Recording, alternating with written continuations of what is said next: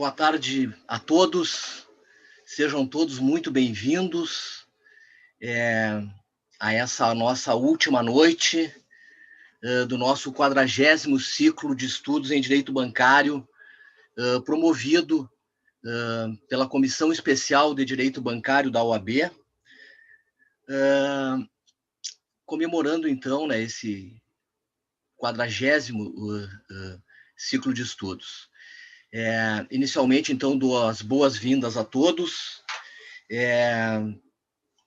Cumprimento especialmente ao nosso presidente, Dr. Ricardo Breyer, presidente da seccional da OAB no Rio Grande do Sul.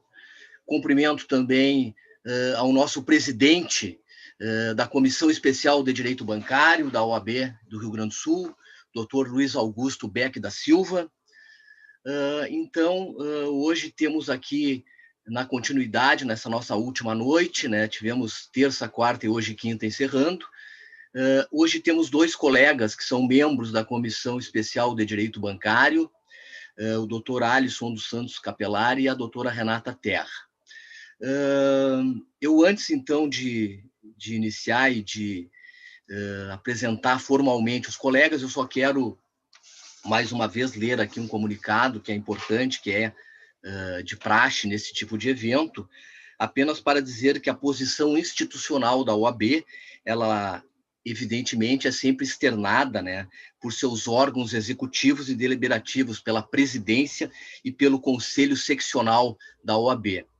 E que a posição aqui manifestada pelos palestrantes é a manifestação deles, dos palestrantes, e não representa, evidentemente, uma posição institucional da OAB. Dito isso, então, eu quero apresentar, então, os palestrantes dessa noite. Como eu já inicialmente falei, são colegas da Comissão Especial de Direito Bancário. A doutora Renata é uma advogada, é especialista em Direito Civil e Empresarial, membro da nossa Comissão Especial de Direito Bancário. E o doutor Alisson, ele também é advogado militante, ele tem mestrado em Ciências Criminais pela PUC e está no doutorado em Direito também pela Pontifícia Universidade Católica do Rio Grande do Sul. Dito isso, então, eu passo a palavra aos colegas que farão, em conjunto, de uma forma conjunta, a apresentação do tema Repercussões do afastamento da teoria do adimplemento substancial no setor automotivo nacional. Podemos dizer que será uma palestra que vai abordar esse tema sob o aspecto jurídico, sob o aspecto legal, jurisprudencial e também sob o aspecto econômico. Então, doutora Renata e doutor Alisson, uma satisfação e estejam com a palavra.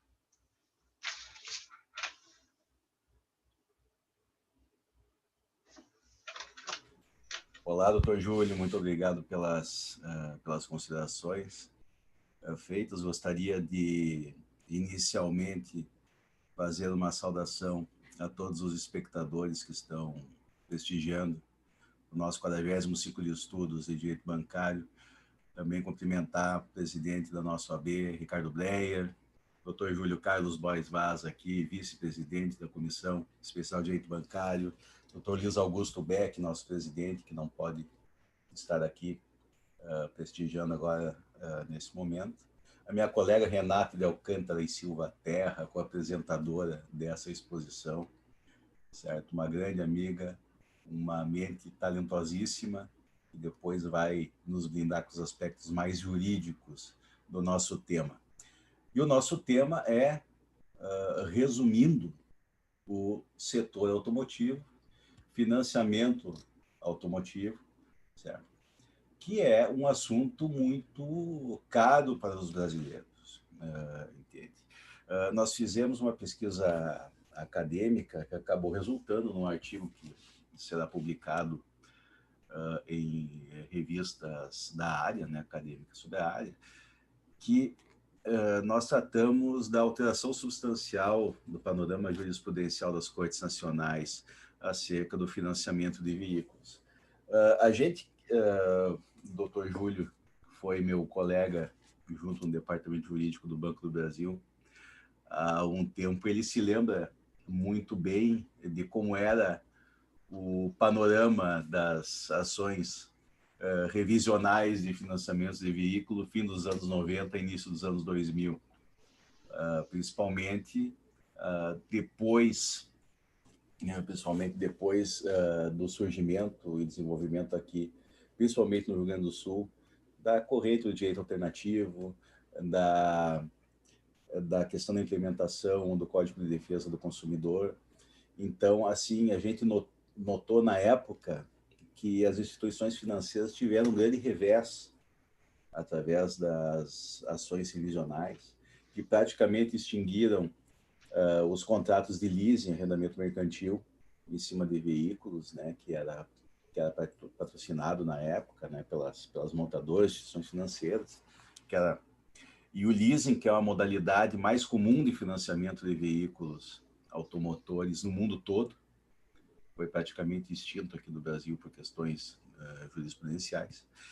E a questão das ações revisionais, e também as questões de busca-apreensão, uma descaracterização indiscriminada da mora, que levava ao insucesso de toda e qualquer ação de busca-apreensão, com liminares de muitas vezes gente que financiava veículos sem pagar nem a primeira, ou pagando a primeira prestação, já conseguindo uma liminar para não ser instituído da posse do bem, e não se conseguia mais recuperar esse bem ou crédito por parte das financiadoras. Isso aí, claro, gerou todo um movimento na época que teve seu reflexo no setor financeiro, que acabou aumentando um fenômeno muito estranho, que acabou aumentando muito a taxa de juros proporcional nesse tipo de financiamento aqui no estado do Rio Grande do Sul em comparação a outros estados. Mas isso aí foi um panorama que faz parte do passado. Hoje o panorama que se apresenta não é mais nesse sentido. O brasileiro adora carros. Isso daí é uma coisa, é um aspecto cultural nosso, né? O início da produção automotiva brasileira, apenas para trazer um aspecto mais histórico, introduzindo o tema que depois a doutora Renata vai se aprofundar, com mais profundidade, com mais talento que eu, inclusive, certo? O início da produção automotiva brasileira se deu na década de 1910, certo? Fazem exatamente 101 anos que a Ford inaugurou sua primeira montadora de carros aqui no Brasil, na cidade de São Paulo. E em 1905, a General Motors também inaugurou sua montadora. Daí veio a palavra montadora, que a gente conhece hoje, porque era feita a montagem dos carros. As peças eram todas importadas, eram transportadas para o Brasil e os carros eram montados como um grande quebra-cabeça, com todas as peças já feitas aqui, através do modelo T, o clássico modelo T aqui no Brasil, também popularmente chamado de Ford Bigode, né? E depois os carros da General Motors, que eram os dois maiores fabricantes da época, né?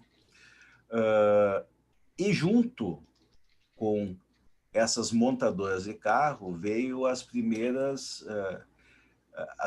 linhas de crédito que não eram destinadas exclusivamente à aquisição de veículos automotores como nós temos hoje. Eram empréstimos pessoais que eram fornecidas basicamente pelas casas bancárias localizadas no estado de São Paulo, entre as quais podemos citar o Banco Mercantil, o Banco de Crédito Real, o Banco União de São Paulo e o Banco de Santos. Eram empréstimos e garantias reais. Não existia uma linha de crédito especial ou alguma entidade especializada no financiamento de veículos. Isso só se teve a partir da década de 30, quando, através de um decreto federal, o presidente Getúlio Vargas autorizou a General Motors Company a abrir uma filial da General Motors Corporation Acceptance, que era o banco da General Motors nos Estados Unidos, certo? Então, nasceu aqui a chamada GMAC South America, que tinha o objetivo de financiar as vendas dos veículos que a General Motors montava no Brasil, certo? Mais tarde, em 1956, foi criado o Banco Volkswagen e o Banco Ford também veio durante o decorrer da década de 1930. Então, foram as 3 primeiras instituições voltadas exclusivamente para o financiamento de veículos. No início da década de 60, surgiu uma outra figura tipicamente brasileira, certo? Dentro dos quadros dos funcionários do Banco do Brasil, por incrível que pareça. O consórcio. O consórcio é uma criação que data do início da década de 1960, após a instalação da planta automotiva nacional com o Juscelino Kubitschek e a fábrica da Volkswagen no ABC Paulista, certo? Não se tinha uma oferta de crédito direto ao consumidor muito forte. Então, um grupo de funcionários do Banco do Brasil de São Paulo, eles tiveram a ideia de formar um grupo com o objetivo de constituir um fundo para aquisição dos automóveis para todos aqueles que participassem da arrecadação dos seus recursos. Então, cada um contribuiu com uma parcela do valor do carro, que dava para comprar um veículo por mês. Se sorteava um, e os outros ficavam na fila do sorteio até o grupo encerrar, para conseguir a aquisição do seu Fusca. Era o tradicional Fusca no início da década de 60. Assim surgiu o consórcio que depois foi espalhado, um modo de financiamento coletivo que foi espalhado para todas as partes do mundo. Hoje se vê a questão do consórcio, né? É um mecanismo de concessão de crédito isento de juros com a finalidade de aquisição de bens e serviços hoje presente no mundo inteiro. Hoje, a partir do final dos anos 80 e da década de 90, o consórcio se popularizou não só para veículos. Antigamente, o consórcio era essencialmente para veículos. A partir da década de 90, foi se popularizando para outros bens de consumo. Hoje, há consórcios para todos os demais tipos de bens e serviços, né? No final dos anos 60, que veio a grande virada do financiamento automotivo nacional. Foi criado um mecanismo que se moldava perfeitamente na modalidade de crédito essa. Vigia até 1965 o Código Civil. Então, para se tirar um financiamento de veículo, a garantia, não existia uma garantia real voltada para bens móveis, uma efetiva voltada para bens móveis. Então, se tirava o financiamento de veículo e, dependendo do valor de veículo, se constituía uma hipoteca sobre o teu bem imóvel. Então, imagina um financiamento de um bem imóvel dando como garantia hipotecária a residência. Então, em 1965, surgiu a alienação fiduciária na legislação brasileira, certo? Que veio através da Lei 4728, de 1965, e depois foi complementada pelo Decreto-Lei 911. Então, a partir de 1965, no final da década de 60, que houve, sim, a popularização e a linha de crédito específica para a aquisição de bens móveis, veículos automotivos, tendo como garantia o veículo financiado.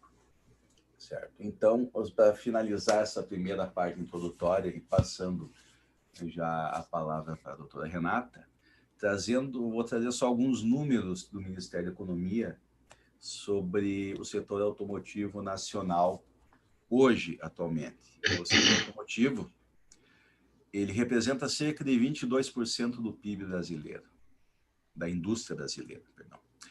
Nós temos 31 fabricantes de veículos e máquinas agrícolas, 590 fabricantes de autopeças, 5.592 concessionárias com dados de 2017. Nós temos 67 unidades industriais em 11 estados e 54 municípios. Temos uma capacidade produtiva instalada de mais de 5 milhões de unidades de veículos e 109 mil unidades de máquinas agrícolas e rodoviárias. Um faturamento no setor em 2015 que chegou a 59 bilhões de dólares. Um investimento entre 1994 e 2012 de 68 bilhões de dólares. Uma produção acumulada de veículos montados em todo o período entre 1957 e 2016 de 75,8 milhões de unidades de veículos e 2,6 milhões de máquinas agrícolas rodoviárias. Agrícolas rodoviárias entre 1960 e 2016. E em 2016, que foram os dados aqui totalizados, as exportações do setor automotivo foram de 17,9 bilhões de dólares, as importações de 17,8 bilhões. 1.300.000 pessoas empregadas, 22% do PIB industrial e 4% do PIB total, uma geração de 40 bilhões de dólares anuais em tributos, que foi em 2015, entre IPI, CMS, PIS, COFINS e IPVA, e o Brasil é o 10º maior produtor de veículos automotivos no ranking mundial e o 8º maior mercado interno. Então, o setor, o assunto, por si só, já é deveras importante para todos nós. Então, agora, com essas considerações iniciais, eu passo a palavra para minha colega Renata, que vai nos brindar com a questão mais jurídica, especificamente, Renata. É contigo.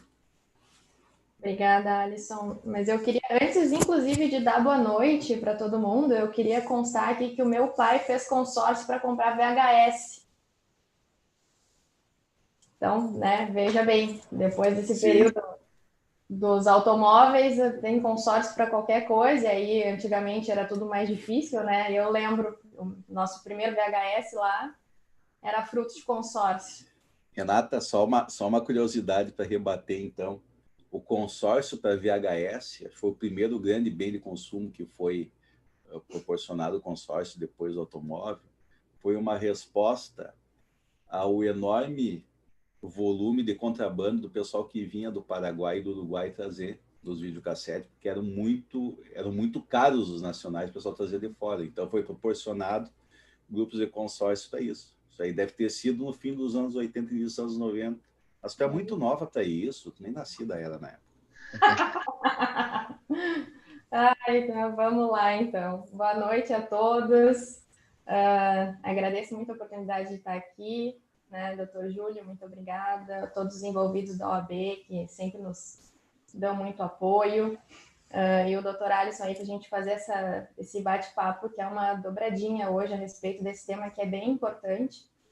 E é mais importante ainda porque a gente vai conseguir trabalhar os dados econômicos, né, do entendimento atual que a gente tem hoje no judiciário brasileiro a respeito da teoria do adimplemento substancial. Então, eu vou fazer alguns apontamentos para dar um contexto para vocês, e aí a gente vai evoluindo para ver se as alterações, de acordo com o judiciário, favoreceram ou não, né, os contratos de compra de veículos, né, se os juros estão mais facilitados ou não, enfim, o que essa decisão do judiciário trouxe de reflexo para a nossa vida como sociedade. Então, para a gente começar, vou falar um pouquinho do Instituto da Alienação Fiduciária em Garantia, né, o doutor Alisson veio aí trazendo o histórico de tudo que a gente teve na primeira metade do século passado ali para fomentar a compra de automóveis, né? Realmente não fazia muito sentido tu fazer uma hipoteca para comprar um carro, né? Uma hipoteca de um outro bem. E muito sensível também para o brasileiro a questão da casa própria, né? Então, colocar a sua moradia como garantia de alguma coisa também é muito complicado. E as garantias foram evoluindo até que a gente chegou no que se chama hoje de alienação fiduciária em garantia, que é o conceito dela está no Decreto-Lei 911 de 69, e aí depois eu vou tratar um pouquinho do contexto desse decreto também. Mas alienação, o que é? Eu vou ler rapidinho o conceito para vocês, né? Não vou ficar lendo coisa aqui que é um bate-papo. Mas alienação fiduciária em garantia transfere ao credor o domínio resolúvel e a posse indireta da coisa móvel alienada, independentemente da tradição efetiva do bem, tornando-se o alienante ou devedor em possuidor direto e depositário, com todas as responsabilidades e encargos que lhe incumbem de acordo com a lei civil e penal. Então, de acordo com isso e com o histórico que o Dr. Alisson trouxe, essa garantia veio para possibilitar a aquisição de novos bens. Né? A gente vai falar aqui especialmente da compra de carros, mas a alienação fiduciária em garantia está presente no financiamento de imóveis, financiamento de maquinária agrícola, que é muito importante para o desenvolvimento do nosso país. E tem sido utilizado também como uma possibilidade de fazer um empréstimo para qualquer outra coisa, ou uma simples renegociação, em que a pessoa dá em garantia um bem que ela já tem, para conseguir umas taxas que, em tese, seriam mais fáceis, né, depois de serem pagas, umas taxas mais baixas. Então, para quem trabalha hoje com esse tipo de contrato, ou por parte do devedor, ou defendendo o banco, vê muito isso no dia a dia, é muito comum, né? Inclusive, a gente vê agora, atualmente, fintechs especialistas em concessão de crédito e empréstimos, provavelmente não necessariamente para abertura de conta, mas que quanto maior for a tua garantia, principalmente com veículo, mais alta é a tua chance de conseguir um valor maior, né? Então, é muito corriqueiro no nosso dia hoje. Consórcio continua sendo bem famoso também, né? Mas a gente foi evoluindo nessa ideia da alienação fiduciária em garantia justamente por isso, né? O bem fica com o devedor e, no caso de não pagamento, a instituição financeira pode pegar este bem de volta, né? Já está na propriedade dela, o devedor só fica com a posse.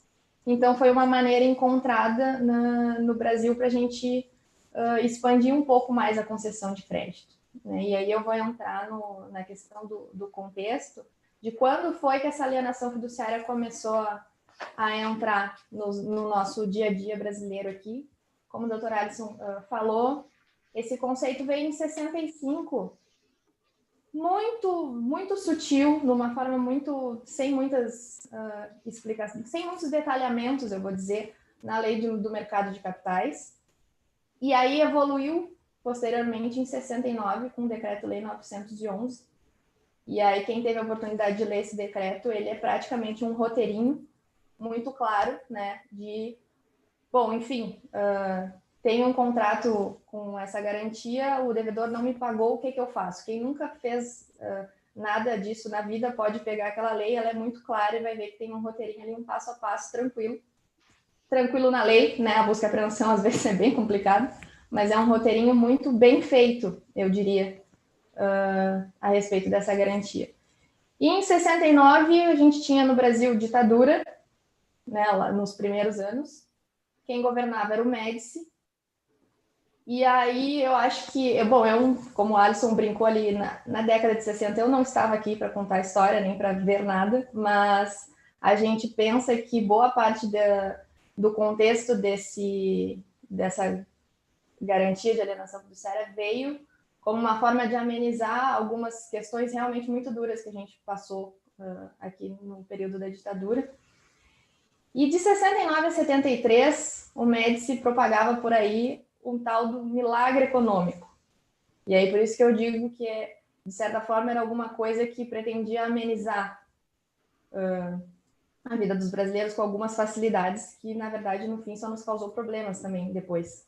Eu vou falar. Então, o milagre econômico foi num período de 4 anos, de 69 a 63, que a ideia era expandir o PIB através de concessão de benefícios fiscais, aumentar a indústria nacional para que a gente parasse de importar coisas, começasse a produzir aqui o que a gente precisava, inclusive os automóveis, depois a gente já começou a ter fábricas aqui mesmo. E principalmente dar mais condições aos consumidores de adquirir esses produtos vindos da indústria nacional, né? Então, seria uma reação em cadeia, uma coisa levava a outra, e o milagre econômico era isso. Então, a expansão da indústria brasileira, a gente produziria mais aqui e os brasileiros conseguiriam comprar mais daqui. Então, essa era a ideia daquela época. Então, teve um afrouxamento de crédito que resolveu a questão no curto prazo e no longo prazo nos deixou uma bomba imensa, né? Então, a gente viu ali que, nesse período, surgindo essa possibilidade de fazer uma alienação fiduciária em garantia, o consumidor conseguiria comprar bens que, de outra forma, ele não ia ter dinheiro para conseguir comprar. E as instituições financeiras iam ter, sim, uma garantia mais palpável para poder emprestar dinheiro a juros mais baixos. E aí começou uma coisa que a gente viu também recentemente, de aumentar essa concessão de crédito, as pessoas conseguiram comprar mais automóveis, financiar outros tipos de bens também.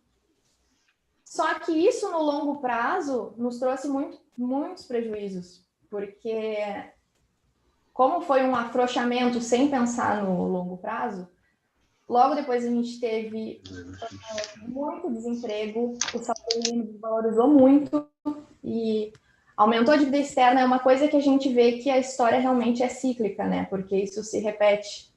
A gente vê hoje em dia muitos problemas também em relação a isso. Então, soltaram o crédito sem pensar no que isso ia causar no futuro.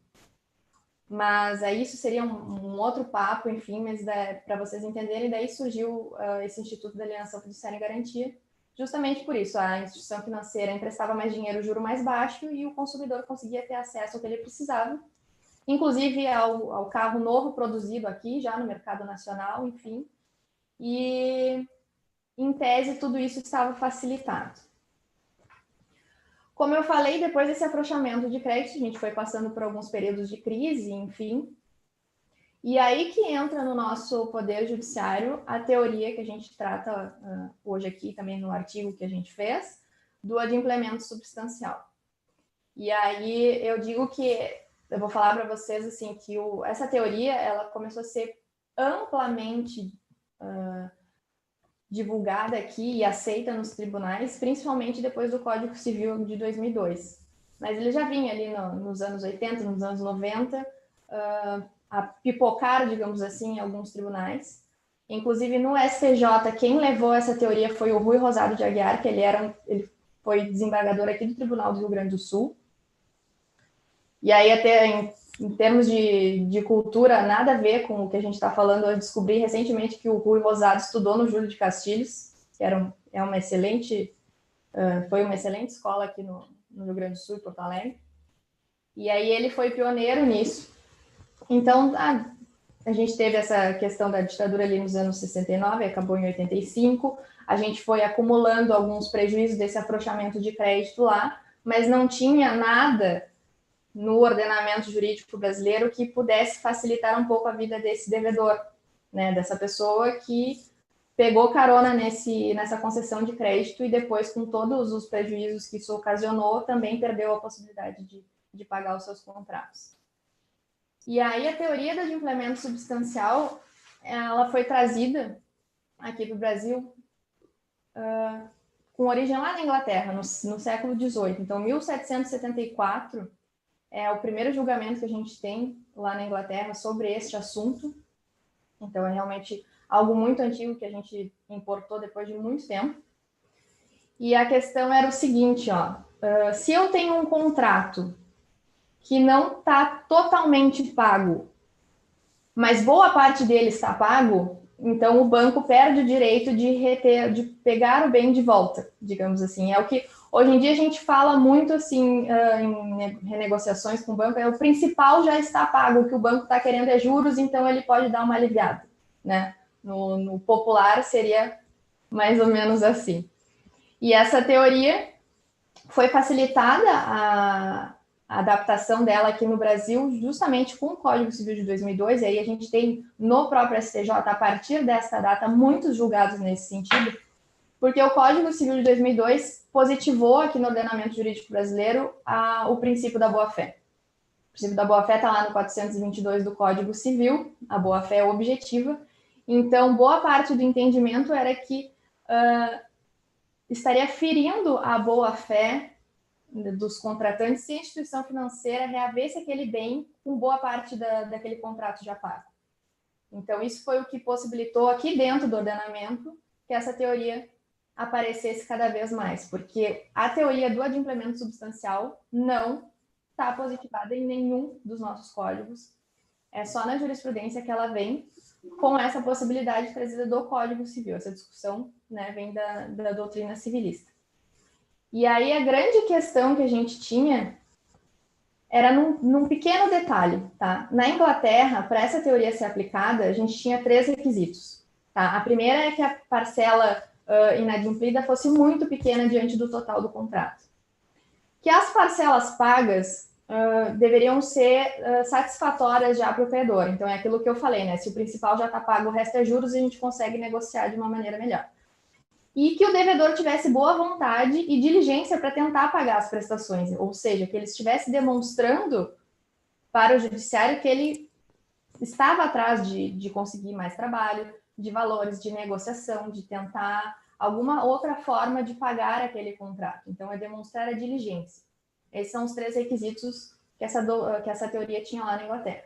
Aqui no Brasil, com o Rui Rosado de Aguiar, que ele começou aqui no Tribunal de Justiça do Rio Grande do Sul, quando ele era desembargador, e quando ele foi para o STJ, ele levou, ele também estava usando 3 requisitos muito parecidos, sendo que o primeiro é a existência de expectativa legítima gerada pelo comportamento das partes, né? Ou seja, eu emprestei o crédito, tem essa garantia de alienação fiduciária, o devedor não consegue mais me pagar, ele vinha pagando, né? Então, alguma coisa deu errado, isso deve ser considerado.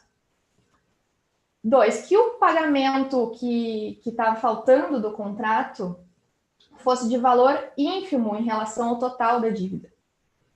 E 3, a possibilidade de manter aquele contrato sem prejuízo de o credor cobrar o valor devido, né? Ou seja, o judiciário brasileiro não estaria tirando a possibilidade de um credor ajuizar uma execução, por exemplo, mas busca apreensão ele não poderia ajuizar.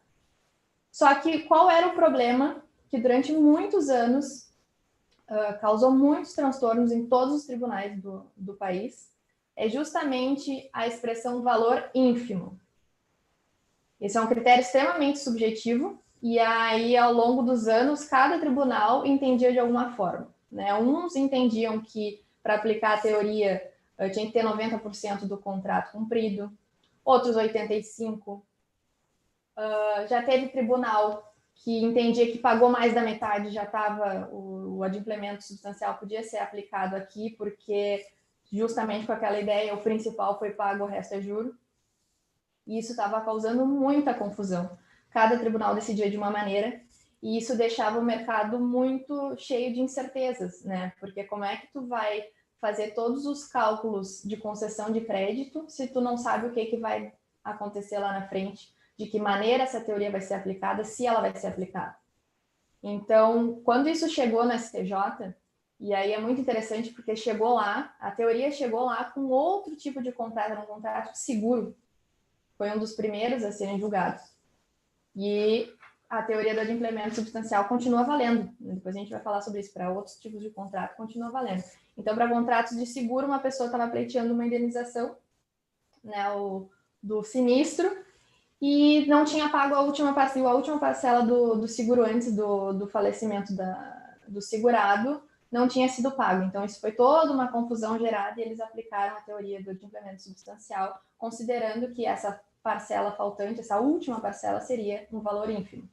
E depois disso foram aparecendo outros processos lá no STJ, daí sim com questões de veículo, de busca e apreensão de veículo, que vários juízes de primeiro grau estavam extinguindo as ações por carência de ação, porque o credor poderia simplesmente ajuizar uma execução e não estaria perdendo nada com isso, sendo que o devedor já tinha pago, de 48 parcelas, já tinha pago 40, 42, 38, né? Então, tinha julgados muito diversos. E aí, depois desse tempo, todos os julgados do STJ nesse sentido foram de contratos de veículo com essa garantia de alienação fiduciária. E isso gerava confusão, inclusive lá em cima, né? O STJ é responsável por uniformizar nossa jurisprudência. Quando eles resolveram se entender nesse assunto, eles decidiram que sim, que a teoria do adimplemento substancial serviria para contratos de garantia com garantia de alienação fiduciária para veículos, e que isso estava de acordo com a ideia da boa-fé objetiva que a gente tinha no ordenamento jurídico, e tudo estava indo muito bem. A partir de 2011, dentro dos acordos começaram a vir alguns votos em sentido contrário, ou seja, alguns ministros estavam tentando reverter esse posicionamento, e isso foi feito muito aos poucos. Então, o entendimento atual que a gente tem é de 2017, em 2011 que eles começaram a discutir isso, e aí vinha um ministro aqui falando que não achava muito correto justamente pela questão do aumento dos juros e a possibilidade da inadimplência maior. O Paulo de Tarso Sanseverino falava muito da boa-fé objetiva, teve um dos acordos. Depois eu posso colocar no chat para vocês a numeração dos restos, para vocês verem. Ele dá uma aula sobre o princípio da boa-fé objetiva. que é um princípio que norteia o exercício do direito e evita abusos. Então, para ele também essa teoria sendo aplicada a esse tipo de contrato estava de acordo. Até que em 2017 apareceu lá no STJ um recurso de um banco lá em Minas Gerais, veio de Minas Gerais, em que a busca e apreensão tinha sido extinta na origem. O Tribunal de Justiça de Minas Gerais manteve a extinção e aí subiu através de RESP para o STJ. E onde as coisas começaram a ser discutidas de uma forma totalmente diferente, né, da maioria do que vinha sendo discutido anteriormente. E o julgamento foi 8 de fevereiro de 2017. E o que se entendeu a partir desse recurso?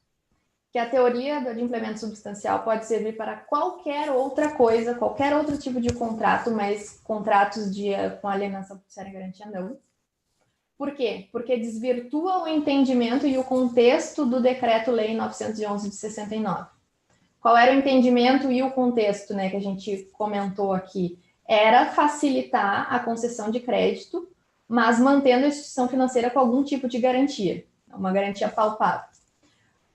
Que aplicasse a teoria indiscriminadamente, como estava acontecendo nesse tipo de contrato, dava muita margem para o aumento na inadimplência.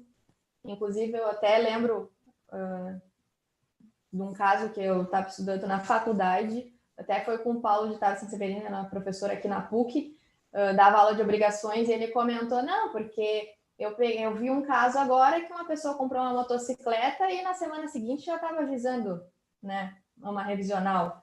E eu lembro que isso foi tratado como muito absurdo também, aí gerou um burburinho na sala, enfim, todo mundo querendo aprender um pouco mais, e ninguém entendia por quê. Não, mas se o juro está alto, tem que fazer uma revisional mesmo, mas espera aí, porque o cara recém comprou e na semana seguinte já está querendo não pagar.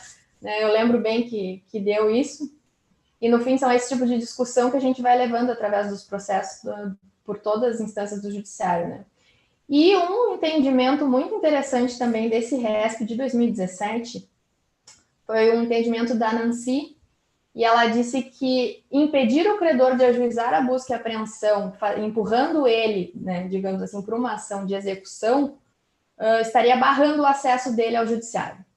Porque a gente tem o Decreto-Lei 911, que é um roteirinho perfeito do que tem que ser feito, e se o credor não podia utilizar aquela faculdade legal, ele estava sendo impedido de exercer o direito dele de cobrar da forma que a lei permitia. Né? Então, a gente acompanha que muito entendimento desse que a gente pega de um recurso especial que muda totalmente o que estava acontecendo, se a gente for estudar direitinho o histórico, vai ter nos últimos 5 anos, 8 anos, as tentativas de algum voto no sentido contrário para ir trazendo de novo essa discussão, né? Até que se veja no contexto atual se aquilo que estava sendo entendido serve ou não, né? Então foi o que aconteceu. A gente viu que a teoria do adimplemento substancial fez muito sucesso quando ela foi introduzida no judiciário brasileiro. Ela ainda é muito boa para contratos de seguro, ela funciona muito para outros tipos de contrato. Vocês ainda podem alegar tranquilamente, mas para contratos com alienação fiduciária em garantia não, porque desvirtua aquele entendimento de onde nasceu a lei. O contexto dela era para facilitar o crédito, né? De forma alguma foi pensado para dar margem a algum tipo de inadimplência, né? Mas é trazer o entendimento para o contexto da lei.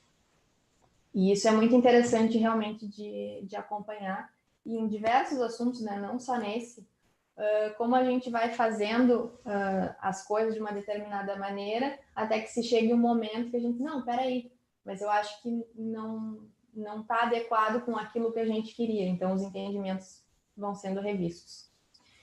E o que a gente traz para vocês hoje, para a gente fazer um bate-papo, eu trouxe aqui o histórico das decisões nesse sentido, é realmente se a mudança do entendimento jurisprudencial trouxe alguma vantagem na questão dos juros. É isso que a doutora Alisson vai falar mais, mas para fechar aqui, e que é uma coisa, eu vou chamar de um entendimento comum e popular que a gente escuta por aí, foi parar no voto do ministro Marco Aurélio, nesse RESP que a gente tem, que é 1.622.555 de Minas Gerais. Depois eu vou escrever todos no chat para vocês pegarem. Ele diz assim: por fim, não se pode deixar de reconhecer que a aplicação da tese do adimplemento substancial na hipótese em comento, a pretexto de proteger o consumidor, parte vulnerável da relação contratual, acaba, em última análise e na realidade dos fatos, a prejudicar o consumidor adimplente, que doravante terá que assumir o ônus pelo inarredável enfraquecimento do Instituto da Garantia Fiduciária, naturalmente com pagamento de juros mais elevados. A própria indefinição do que seria de implemento substancial em termos percentuais, ou seja, aquele valor ínfimo que é requisito para a aplicação da teoria, de inequívoca subjetividade, enseja, diante da elevação do risco de inadimplemento, sensível majoração dos juros cobrados em contratos dessa espécie. Enfim, tem discussões a respeito se esse tipo de julgamento teria condições ou não de mudar as taxas de juros praticadas, né? E é isso que o Dr. Alisson vai trazer aqui para nós, né? Se esse julgamento de 2017 ajudou a baixar os juros, se facilitou alguma coisa para o consumidor brasileiro, se não facilitou, o que aconteceu depois disso? Porque a gente via numa linearidade e as coisas mudaram, não foi de repente, né? Foi aos pouquinhos que esse entendimento foi alterado no STJ, mas de 2017 para cá, a gente está quase no fim de 2020, provavelmente deu tempo para as instituições financeiras pensarem a respeito desse novo entendimento e de todos os casos que elas vão conseguir manter até no Tribunal de Justiça sem levar para o STJ, né? Então, se isso aí gerou reflexos na cobrança das taxas de juros. E aí, passo para ti, doutora Alice, você me diz, facilitou a vida do brasileiro ou não? Olha, se facilitou a vida do brasileiro está tão difícil ultimamente, principalmente nesse último ano. Acho que não é por jurisprudência que ia facilitar a vida do pessoal. Mas assim, Renata, depois tu vai botar no chat aí, pessoal que está assistindo, o resto. As numerações, isso. As numerações. Eu vou pedir só para o pessoal que porventura for pesquisar, que deem uma lida no relatório, certo? Que trata bem o caso. Eu até botei aqui, peguei alguns dados desse processo aí, desse recurso especial, para vocês terem uma ideia do que era o caso que chegou lá no STJ, o que era a questão de implemento substancial, certo? O caso aqui que estava sendo discutido era uma ação de busca-apreensão que foi ajuizada pelo Banco Volkswagen, tá? Contra um cidadão lá não está em segredo de justiça, é só olhar o nome lá, que financiou um Gol City 1.0 preto modelo 2008. Tá? O contrato foi firmado em 2010, 1º de setembro de 2010, ou seja, o carro já era usado, e o contrato previa o pagamento de 48 parcelas de R$440 arredondando. Tá? Quando foi ajuizada a busca-apreensão, o saldo devedor era de R$2.052. Então, assim, das 48 parcelas, se presume que em torno de 44 foram pagas. 44, 45. E foi ajuizada a busca-apreensão desse bem, um Gol City 1.0. Eu pensei que era o Gol, ainda até cheguei a pesquisar na internet para ver se era o Gol Bolinha, que eu tive uma, não era o Gol Bolinha, era o Gol que veio depois, certo? Era um carrinho bem legal, 2008. Tá? Mas, assim, foi R$2.052 o valor que botou a busca-apreensão, que teve a mudança da jurisprudência e que praticamente sepultou essa teoria do adimplemento substancial. Agora, respondendo a tua pergunta, qual foram os reflexos que tiveram isso, não é muito fácil a gente dizer, dentro de uma linearidade, analisando os dados que eu corri atrás e que estão disponíveis na internet, a gente consegue compilar, certo? Dentro do setor, porque o ano de 2020 foi realmente muito atípico. A gente está esperando a virada de 2020 para 2021, não só para se livrar desse ano, que Deus me livre, certo? Mas também para ver a totalização dos dados econômicos dessa pandemia aqui. Então, assim, para dar um quadro mais estável, eu vou apresentar os dados até o início de 2020, fim de 2019, que é o que a gente poderia vir dentro de uma sequência lógica e normal do quadro do financiamento de veículos. Tá? Apenas para usar os dados da Anfavea, Associação Nacional dos Fabricantes de Veículos Automotores, em 2019, o setor automotivo aqui teve uma produção de mais de 4 milhões de unidades. Tá? Desses 4 milhões, mais da metade foram veículos pessoais e comerciais leves.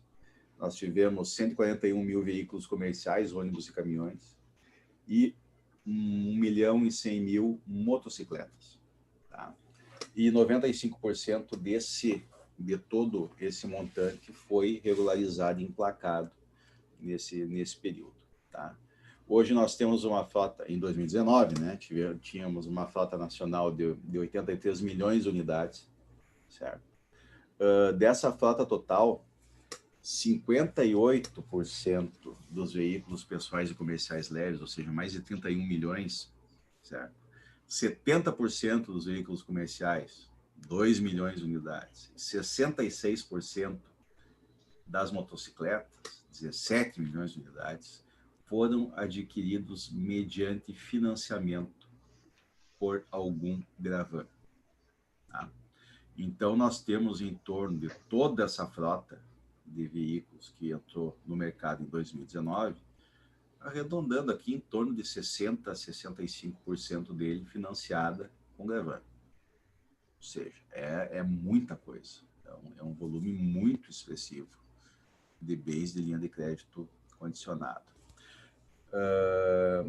E dessa frota total, em torno de 45% dos veículos pessoais, 59% dos comerciais e 57% das motocicletas foram por CDC, o famoso CDC, o financiamento que apresenta como gravame a alienação fiduciária. Tá?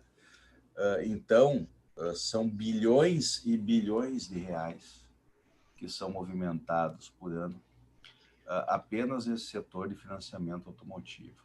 O que se notou a partir de 2017, respondendo diretamente a pergunta que a Renata passou para nós?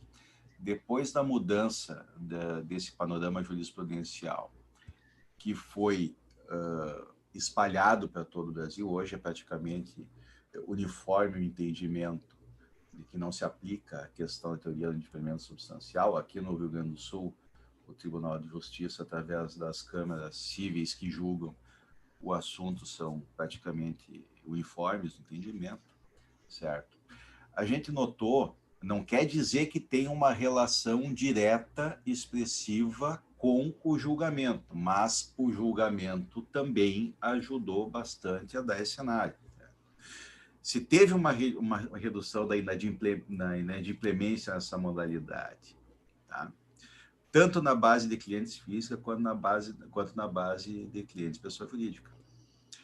O número referente à inadimplência superior a 90 dias. Por que 90 dias? Porque a inadimplência superior a 90 dias é o marco que geralmente as credoras utilizam para ajuizar a busca-pensão. Né? Ela se encontrava no total, em 2017, em 4,6% do total das operações. Tinham esse adimplemento superior a 90 dias. Em 2016. De 4,6% em 2018 caiu para 3,3%. Em 2019 foi para 3,4%, ou seja, basicamente estável. Nós tivemos uma redução aí de quase 1,5%, num total de 4,6%, um terço da inadimplência praticamente diminuiu, se foi. Tá? No caso das pessoas jurídicas, ainda foi muito maior a redução no inadimplemento, porque era um patamar de 5% em 2016, caiu para 0,9% em 2019. Foi praticamente 80% de redução no inadimplemento. Tá? Então, assim, a gente tem uma redução no inadimplemento. Isso aí se teve consideravelmente. O temor que a pessoa tem de perder o seu bem adquirido, certo? Aliado com a efetividade dos meios de busca e apreensão permitidos pela justiça, isso aí fez com que o inadimplemento caísse drasticamente depois de 2016. Ainda mais agora com essa guarida judicial. A questão da taxa de juros, a gente nota uma redução não tão acentuada quanto a do inadimplemento, mas uma redução média de em torno de 30% a 40% da taxa de juros cobrada de 2016 para cá. A questão da taxa de juros ela já é bem mais complexa do que a questão do inadimplemento, porque aí nós não, na taxa de juros, vamos dizer que a questão jurídica ela pode ser um dos fatores, mas com certeza não é o mais importante dos fatores. Por exemplo, nós estamos esperando que em 2021, quando sai a totalização dos dados, a consolidação dos dados do setor automotivo em relação a 2020, seja constatado uma redução muito grande na venda de veículos zero quilômetro. Se estima, segundo notícias, que a redução possa passar dos 20%. Certo? E evidentemente que essa redução de venda de mais de 20% dos veículos em relação ao que foi comercializado em 2009, faz também com que sejam praticadas taxas de juros mais atrativas ao consumidor a fim de atrair o público. Tá?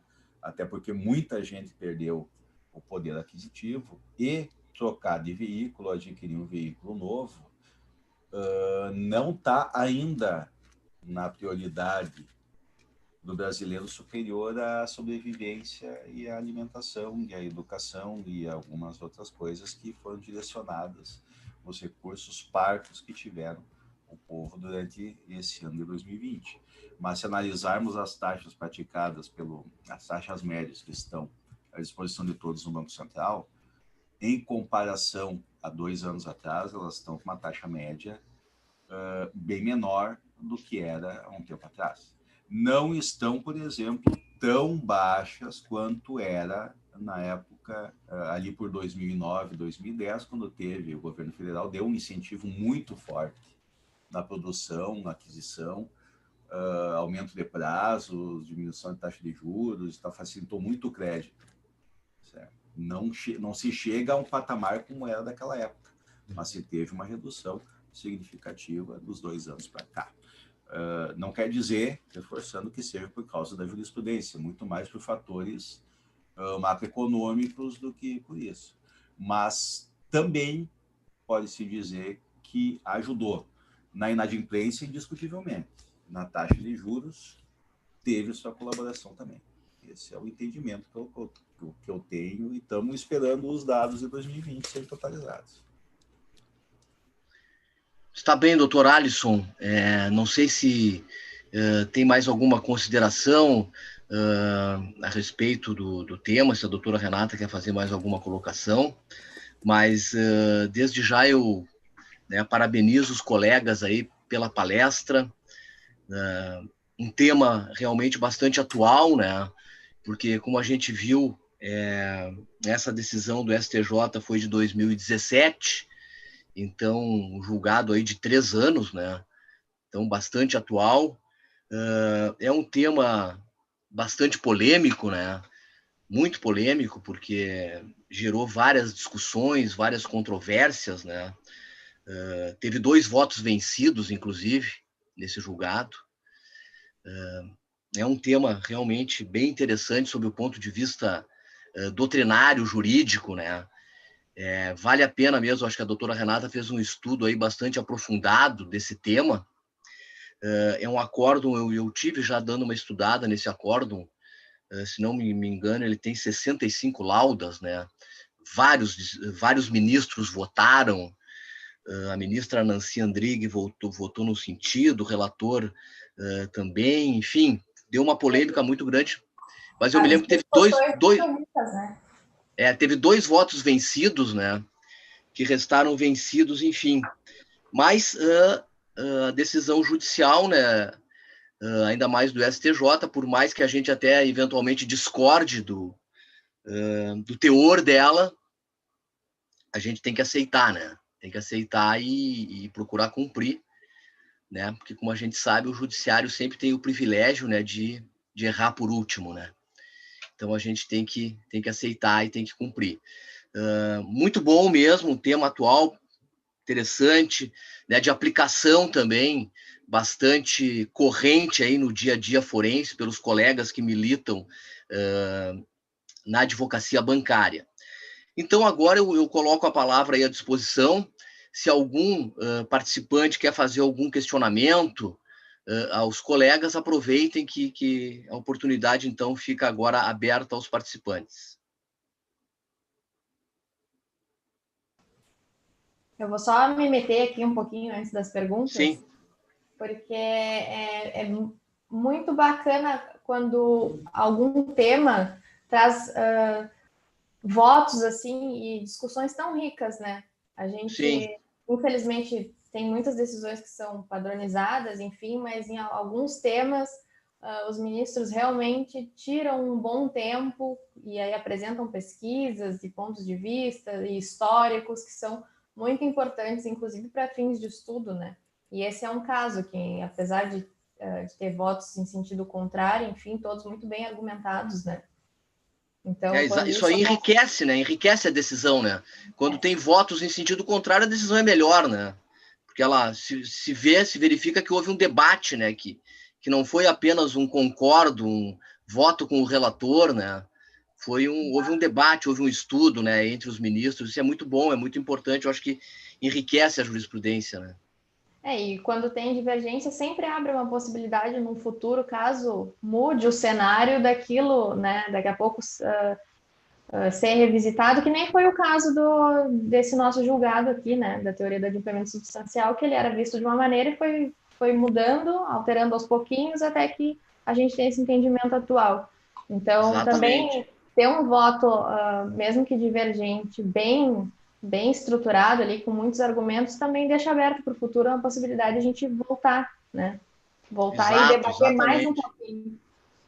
Tomara que, eu até digo assim, ó, fazendo uma análise, né, doutora Renata, tomara que essa matéria volte em determinado momento à baila no STJ, possa ser realmente rediscutido, porque me parece que nessa decisão, assim, houve um acerto do ponto de vista econômico, né?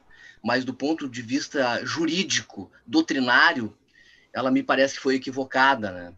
Porque eu não consigo admitir que alguém, num financiamento de 48 parcelas, o consumidor pague 44, né? Faltavam 4 parcelas. Dizer que não houve o adimplemento substancial do contrato me parece, do ponto de vista jurídico, né? Do ponto de vista jurídico, e de boa fé, né? Quem paga 44 parcelas de um total de 48, me parece que está de boa fé, ao contrário de quem eventualmente, vamos dizer, pague 20 parcelas. Aí não pode nem alegar o adimplemento substancial, não pode nem alegar boa fé, né? Agora, alguém que de 48 paga 44, se mostra que a intenção maior dele era quitar o contrato, né? Era quitar, era pagar, né? Então, pode ser que, de repente, do ponto de vista jurídico, daqui a pouco o STJ volte a revisitar esse tema e talvez até trazer um novo entendimento, né? As decisões estão aí para isso, né? Elas estão aí para serem, eventualmente, até modificadas, né? Até para é uma possibilidade que pode vir a acontecer. Mas, de qualquer forma, né? Eu acho que o tema foi muito bem colocado, foi muito bem exposto, né, pelos colegas, que estão de parabéns. Se não houver, então, mais nenhuma pergunta do público, se não houver nenhuma colocação, eu até já fiz a que eu achei que seria pertinente, né, sem querer, mas, de uma certa forma, já manifestei, de uma certa forma, né, doutora Renata, meu inconformismo sob o ponto de vista, volto a dizer, jurídico, com essa decisão, né? Porque enfim, né, eu acho que talvez do ponto de vista econômico está certo, mas juridicamente me pareceu equivocado. Doutor Júlio? Sim. Doutor Júlio, não, só para complementar, antes de encerrar aqui, eu estava puxando alguns dados que até estão à disposição no site do CNJ, que é muito interessante para quem gosta de estudar a questão da administração da justiça, né? Assim, eu não está no artigo esse que nós trabalhamos, mas eu tinha feito um levantamento no pesquisa para ver o número de ações de busca e apreensão que foram ajuizados nesse tempo, depois de 2016, certo? Só para dar uma ideia, aqui, trazer para o pessoal, porque, claro, a partir do momento que a jurisprudência que permite, com o fim da teoria, uma efetividade maior, evidentemente que o número de casos vai aumentar. Então, assim, só para dar uma ideia, em 2016, que foi o ano base dessa decisão, foram ajuizados no Brasil, segundo dados do CNJ, em todos os tribunais do Brasil, tá? 383.600, arredondando, ações de busca e apreensão. Em 2019, foram 395.634. Depois de ter uma queda em 2017, 2018, nós caímos para 300 mil e em 2019 foram quase 400 mil ações no Brasil inteiro de busca e apreensão. No Rio Grande do Sul, nós temos, em 2019, foram ajuizadas 18.600 ações de busca e apreensão contra 22 mil em 2016. Então, teve uma diminuição no Rio Grande do Sul, mas um incremento no Brasil a respeito disso. Mais um dado, já que estou falando muito de número, estou falando um pouco de lei, vamos botar mais um número aí a baile, então, pessoal. Certo? Os números estão todos no site do CNJ, no relatório Justiça em Números. É bem interessante para quem puder acessar. Sim, não, isso é muito importante, esses dados são importantíssimos, né, para a gente poder fazer uma análise global, né, de o quanto as decisões judiciais, às vezes, elas impactam, né, a economia, impactam o mundo real, o mundo das pessoas, né. É muito importante a compilação desses dados para a gente poder fazer esse debate, né. E porque o direito é assim, né, o direito é dialético, a gente só aprende no debate, no entrechoque de ideias, na colocação de argumentos, assim é que se aprende, né? Assim que se evolui. E esse é o nosso objetivo, né? O nosso objetivo da Comissão Especial de Direito Bancário, da nossa comissão, é exatamente esse, é fomentar o debate, disseminar o estudo, fazer com que esse tema do bancário, ele esteja sempre na ordem do dia, né, com as pessoas participando, estudando, debatendo, porque é só assim que a gente cresce, só assim que a gente faz um trabalho sempre melhor, tanto para a advocacia como para a sociedade. Esse é o nosso objetivo, eu acho que a gente conseguiu alcançar aqui nesta noite, com os colegas Renata e Alisson, a quem eu mais uma vez parabenizo, acho que foi muito bom, crescemos, aprendemos, como foi na terça-feira, como foi na quarta-feira, né? Na terça com o doutor Tomás, ontem com a doutora Selma, e a gente consegue, então, fechar esse nosso 40º ciclo de estudos de direito bancário. Gostaríamos de ter feito um evento presencial, mas por razões óbvias não foi possível, mas fizemos online, eu acho que fomos muito bem. E eu quero, então, assim, para encerrar, agradecer, em primeiro lugar, a presença de todos os participantes, os colegas, as colegas, profissionais, estudantes, enfim, a todos que participaram, se inscreveram, estiveram conosco nessas três etapas, nessas 3 tardes, noites, né, dá para dizer assim. Quero agradecer também de uma forma assim, muito especial a toda a equipe da Ordem dos Advogados do Brasil, aqui do Rio Grande do Sul, ao pessoal da comunicação social, ao pessoal do suporte técnico, a secretaria também da OAB, na pessoa da Patrícia, né, da dona Dionara, da dona Marilês, do Felipe, dizer que sem a presença, sem a atuação de vocês, esse evento certamente não teria sido possível, né? Só conseguimos fazer pelo apoio de vocês da OAB conosco, junto com a Comissão Especial de Direito Bancário. Então, obrigado a todos. Convido já para o ano que vem, para os nossos próximos ciclos de estudos que com certeza vamos dar continuidade em 2021, tomara Deus que sem pandemia. Muito obrigado e uma boa noite a todos. Certo.